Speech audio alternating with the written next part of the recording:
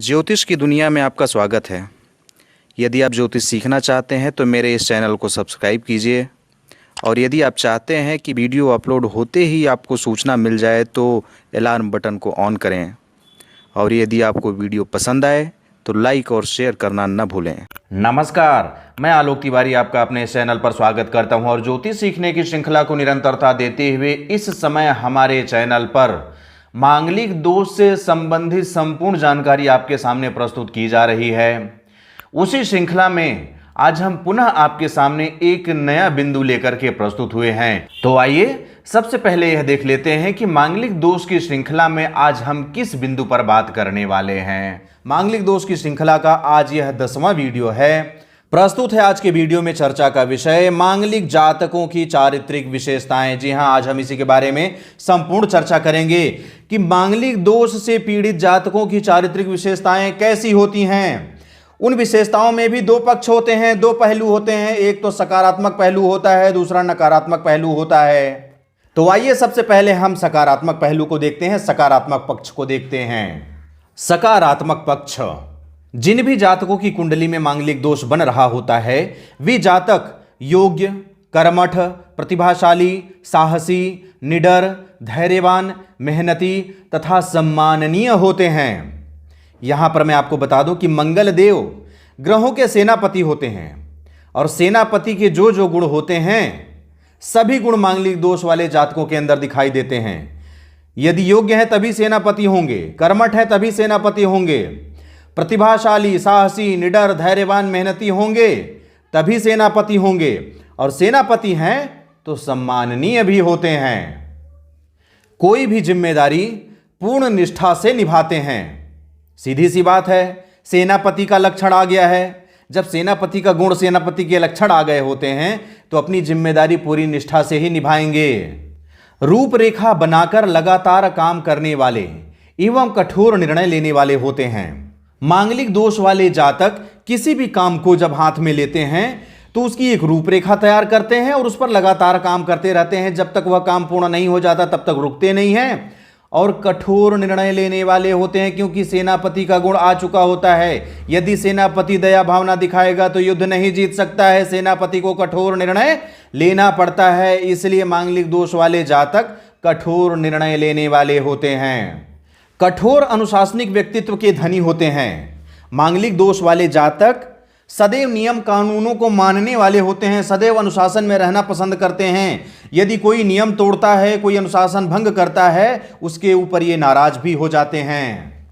कठिन से कठिन काम भी समय से पूर्व कर लेते हैं।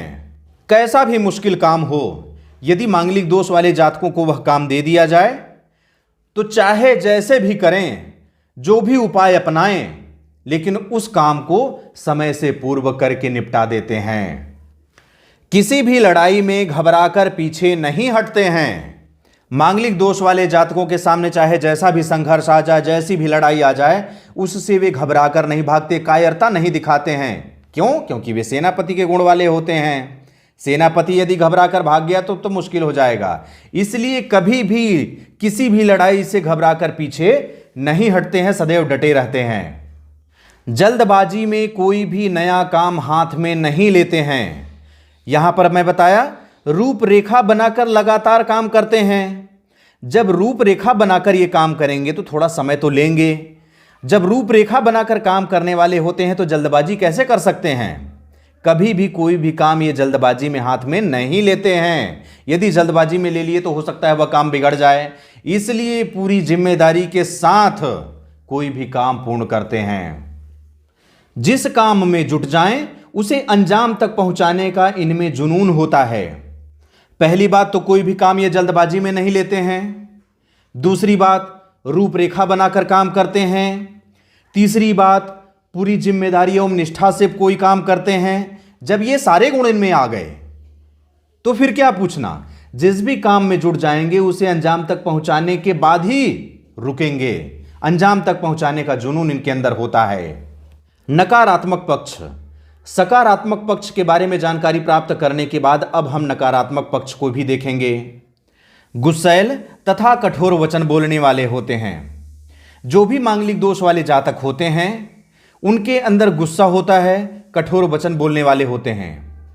अब ये दोनों मंगल देव के नैसर्गिक गुण के कारण होता है। मंगल देव स्वभाव से ही गुस्सैल हैं, इसलिए जातक भी गुस्सैल हो जाता है।